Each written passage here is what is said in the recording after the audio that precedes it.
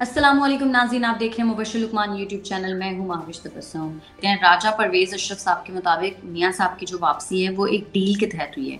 Sir, आपको वाकई ऐसा लग रहा है? देखिए, ये सबसे पहले मैंने कहा था और उसके ऊपर उसके बाद सारे जो हैं वो डील डील कर पहले ये समझने कि डील है किससे उनकी। मियाँ साहब की जो डील है ना इस बारी वो अदलिया से है और अच्छा। स्पेशली लॉर हाई हम्म। कोर्ट्स वगैरह से।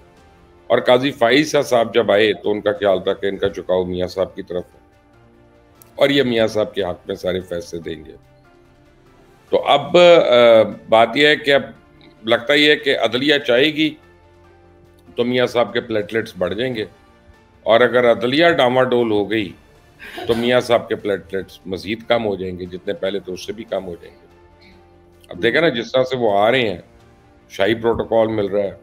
हाई कमिश्नर जो है वो गया वहां पे बरतानिया में, हम्म। हाई कमिश्नर गया, फर्स्ट सेक्रेटरी गया, प्रोटोकॉल ऑफिसर गया, ट्रेड काउंसलर गया।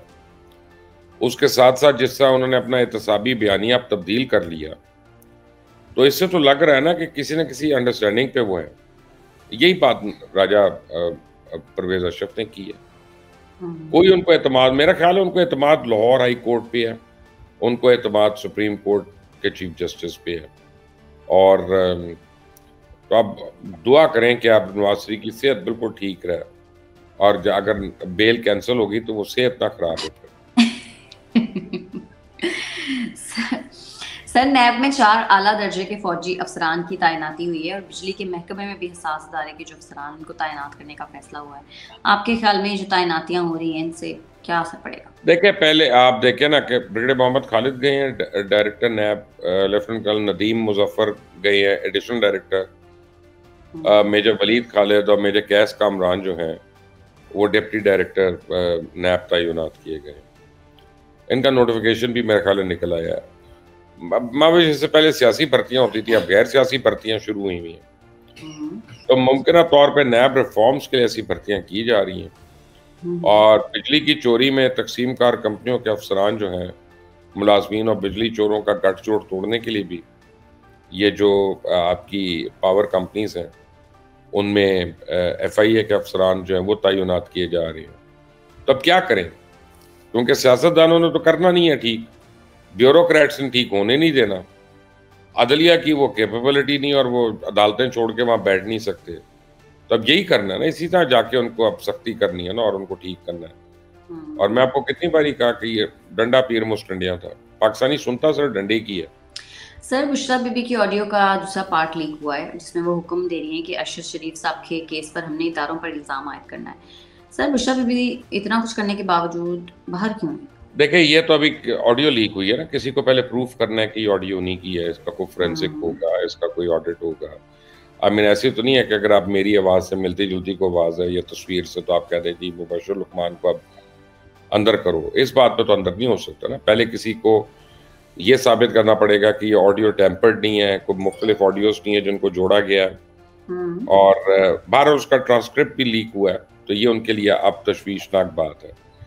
और ये जुमे का दिन जो है ना, ये मियाँ साहब के लिए भी और इमरान के लिए भी ये भारी रहा है कि हमेशा इनके लिए जुमे के दिन ही बुरी खबर आती है। लेकिन अब बुशरा बीबी ने अंदर जाना है, ज्यादा देर नहीं है। जुम्मे के और दिन। देखें, अरशद शरीफ के ऊपर आप ये एक बात देखें, हम्म। अरशद शरीफ के ऊपर बेनिफिट कौन, किसको मिला? जब आप उसका मर्डर का देखते हैं कि बेनिफिशरी कौन है, तो तहरीक इंसाफ रही।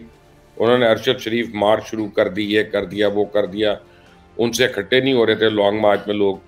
वो अरशद शरीफ की डेथ के बाद उसके जनाजे से उन्होंने उसको मोबिलाइज करना शुरू कर दिया और थ्रू आउट अपनी मार्च को, आज़ादी मार्च को उन्होंने अरशद शरीफ मार्च का नाम दे दिया। और मेरा तो ख्याल है कि जब इमरान खान और जनरल फैज़ हमीद को सामने कटहरे में ला के सवाल जवाब होगा तो एक से पता चलेगा कि किस तरह हुआ, दूसरे से पता चलेगा क्यों हुआ। ये मुझे हम्म। तो किलर्स पाकिस्तान में लगते हैं असल में, वो मारने वाला तो चलो एक और है ना, कोकीनिया के अंदर। लेकिन मुझे तो लगता है कि यहीं पे, और ये इन्हीं फायदा किसको हुआ उसकी डेथ का, उसकी शहादत का? वो इमरान खान को हुआ, फैज हमीद को हुआ। हम्म। तो क्योंकि जब मर्डर होता है तो देखते हैं उसका बेनिफिट किसको हो रहा है। सही सही। सर बिलावल साहब तो कहते थे कि हम नैब से नहीं डरते, लेकिन आज पीपल्स पार्टी के वकील ने सबसे पहले नैब तरामीम पर नजरसानी दरख्वास्त दायर की है। आपको लगता है नैब तरामीम का फैसला वापस हो सकता है? नहीं, नैब तरामीम का फैसला वापस नहीं होगा। ये मेरा ख्याल उनको ही पता है कि वो अब आएंगे, जब पार्लियामेंट में आएंगे और पार्लियामेंट ही अब 2/3 मेजॉरिटी के साथ कोई लॉ बनाएगी तो होगा। और अगर इलेक्शन डिले, इसलिए तो पीपल्स पार्टी बार बार मुतालबा कर रही है कि इलेक्शन जल्दी करे, क्योंकि पीपल्स पार्टी को पता है कि अगले 1 महीने में इनके बहुत से लोग, 15 लोग हैं जिनका मुझे पता है, जिनको नैब उठाने वाली है, और उसमें बिलावल के दाएं बाएं बड़े करीबी लोग भी हैं। तो ये इनकी मुश्किलें तो आ रही हैं, और यह है कि अभी इतनी जल्दी नहीं होगा, मेरा नहीं ख्याल। सर इंडिया पाकिस्तान का मैच है कल, और एक्साइटमेंट जो है वो यहाँ पे ऑस्ट्रेलिया में भी बहुत है पाकिस्तानियों में।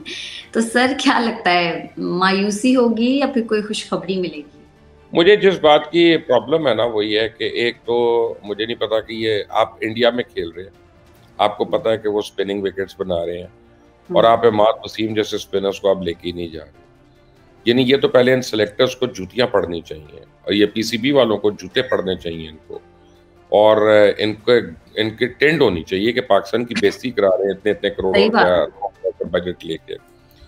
दूसरी बात है, ये टीम चाहे जीते चाहे हारे, उसका इस टीम का हर हाल में इसकी भी टेंड करानी चाहिए, क्योंकि इनको अपने प्रोडक्ट एड्स और इनको अपनी एडवर्टाइजमेंट्स और इनको उन चीज़ों की इतनी फिक्र होती है। हर बिल बोर्ड पे ये वो उस तरह चल रहे हैं, लेकिन ये कैच पकड़ना अभी तक नहीं सीखा इन्होंने कि कैच किस तरह पकड़ते हैं, और शर्म भी नहीं आती है इन लोगों को। एक दफ़ा ड्रॉप कर दो, 2 दफ़ा ड्रॉप कर दो, हर मैच में तुमने, यानी लोग सिर्फ ये दुआएं करते रहे कि यार कैच पड़ जाए।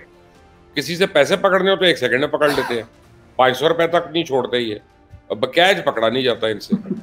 दूसरा आप ये देखें कि बाबर आजम से भी शिकायत है कि यार कभी बड़े मैच में तो स्कोर कर लो, तो ना। आई मीन आप विराट कोहली को देखें, आप वो उनके और प्लेयरों को देखें, आप वो न्यूजीलैंड को देखें, उनके जो प्लेयर्स जिनको वो अच्छा कहते हैं वो हर मैच में मोरलेस परफॉर्म कर रहे हैं।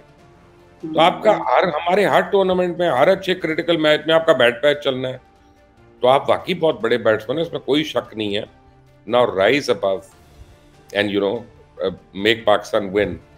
दिल तो कहता है पाकिस्तान जीतेगा, लेकिन दिमाग कहता है इंडिया जीतेगा। फैसला बस मुझे लगता है अंडर प्रेशर आ जाते हैं पाकिस्तान इंडिया का जब मैच होता है, तो कुछ ज्यादा ही अच्छा, ये जो मैच है, ये वो मैच है जिसमें टोटल प्रेशर इंडिया पे, ये मैं आपको बता दूं। तो इसमें you can expect the upset. चलें देखते हैं सर, मैं तो सिर्फ दुआ ही करूंगी क्योंकि मैं मैच तो देखती थी। ठीक है मुबशिर साहब। नाज़रीन, आज के प्रोग्राम से इतना ही। अगर आपको हमारी वीडियो पसंद आती है तो चैनल को करते हैं लाइक, सब्सक्राइब और शेयर, और अपनी कीमती राय से हमें ज़रूर आगाह कीजिएगा। हमें इजाज़त दें, अल्लाह ने।